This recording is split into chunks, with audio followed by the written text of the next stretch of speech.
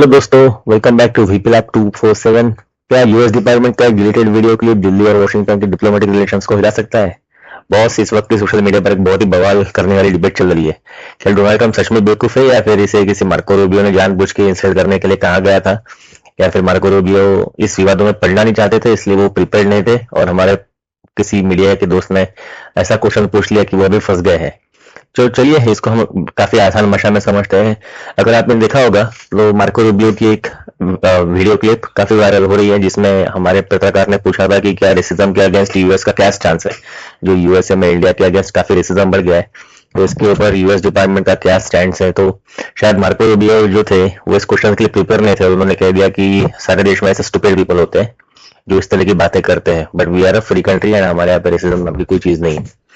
लेकिन देखा जाए तो कुछ ही हफ्तों पहले ट्रम्प ने एक कमेंट की थी भारत के ऊपर, चीन के ऊपर और काफी एक दो देशों के ऊपर कि ये हेल होल कंट्री है। अगर किसी कंट्री को हेल होल कहा जा रहा है, इसका मतलब उस देश के लोगों को भी नरक में रहने वाले लोग कहा जाता है, राइट। सो इस बात से अमेरिका में रहने वाले करीब 40 लाख इंडियन अमेरिकन को बहुत बुरा लगा था। तो दोनों देशों के बीच में ट्रस्ट डेफिसिट यानी अविश्वास पैदा तो हो ही गया था, और लोग पूछने लगे थे कि अगर एक तरफ आप तो बंद कैमरों में इंडिया के साथ बड़ी बड़ी डिफेंस डील करते हो और दूसरी तरफ पब्लिक को हेल होल कहते हो, तो ये डबल स्टैंडर्ड अब तक नहीं चलेगा। लेकिन उसी बीच में मार्को रूबियो ने कह दिया था कि देयर आर स्टूपिड पीपल्स। तो स्टूपिड पीपल मतलब ट्रम्प को तो कहा नहीं जा रहा है।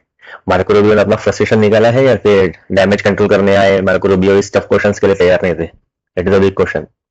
बस इसी डैमेज को कंट्रोल करने के लिए मार्को रूबियो को मोर्चे पर उतारा गया था। दिल्ली में खड़े होकर स्टॉप अमेरिकी लीडर को सिचुएशन संभालनी थी, लेकिन वो उसमें फंस गए और एक काफी बड़ा बवाल इससे बन गया। तो चलिए इस ड्रामा को थोड़ा ऊपर उठते हैं और इस सिविल सर्विस एस्पिरेंट या फिर जियो पोलिटिकल एक्सपर्ट या फिर जियो पोलिटिक्स में इंटरेस्ट रखने वाले आदमी की तरफ से बात करते हैं। तो यहाँ काम आता है स्ट्रक्चरल रियलिज्म। हमारे विदेश मंत्री एस जयशंकर ने हमेशा एक बात क्रिस्टल क्लियर रखी है कि अगर वॉशिंगटन अमेरिका फर्स्ट पर चलता है तो नई दिल्ली भी पूरी तरह से इंडिया फर्स्ट पे काम करती है। ग्लोबल अलायंस इमोशंस पर नहीं बल्कि देश के फायदे पर तय होते हैं। पहली बात, एनर्जी सिक्योरिटी। वेस्टर्न कंट्रीज के लाख दबाव के बाद भी जयशंकर ने साफ कर दिया था कि भारत अपने 140 करोड़ लोगों के लिए दुनिया में जहां से भी सस्ता सामान मिलेगा वहां से सस्ता सामान लेते रहेगा, और वो एनर्जी सिक्योरिटी रहे, ऑयल रहे, चाहे और कोई रहे। और दूसरी बात, पैक सिलिका कॉरिडोर यानी एडवांस टेक्नोलॉजी। सोशल मीडिया पर चाहे जो भी ट्रेंड करता रहे, बैकग्राउंड में दोनों देशों के बीच में सेमीकंडक्टर ट्रांसफर, एआई और डिफेंस पैक पर काम बिना रुके जारी है। ओके, सो आइए इंडिया यूएस के साथ एक 3 मेन पिलर्स को थोड़ा सा शॉर्ट में समझते हैं। Indo Pacific security, advance technology defence और तीसरा है ट्रेड। सो अगर आप देखोगे तो भारत की स्ट्रेटेजिक अलायंस एक तीनों मोर्चों पे काफी स्ट्रांग चल रही है। भले ही ट्रम्प ने कुछ यूएसए में जाके भारत की इंडिया की वैल्यू कम करने की कोशिश की थी, लेकिन वो प्लान काफी बुरी तरह से फ्लॉप हो गया है और इसलिए अभी भारत के अलावा उनके लिए कोई चारा नहीं है। And that is why Marco Rubio is in the India to sort this things out.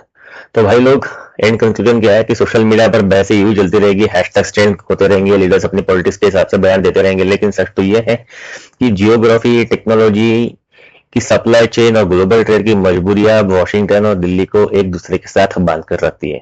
तो ये पार्टनरशिप इतनी क्रिटिकल हो चुकी है कि कोई भी साइड इसे अफोर्ड नहीं कर सकती, ना भारत ना अमेरिका। वैसे इस मुद्दे पर आपका क्या सोचना है? क्या इंडिया यूएस रिलेशन एक गोल्डन एरा में जा रहे हैं या फिर इसको डुबाने की तैयारी ट्रम्प कर रहे हैं, या फिर आपको लगता है कि मोदी जी और ट्रम्प की जो दोस्ती है वो इसको और ज्यादा इंप्रूव करेगी?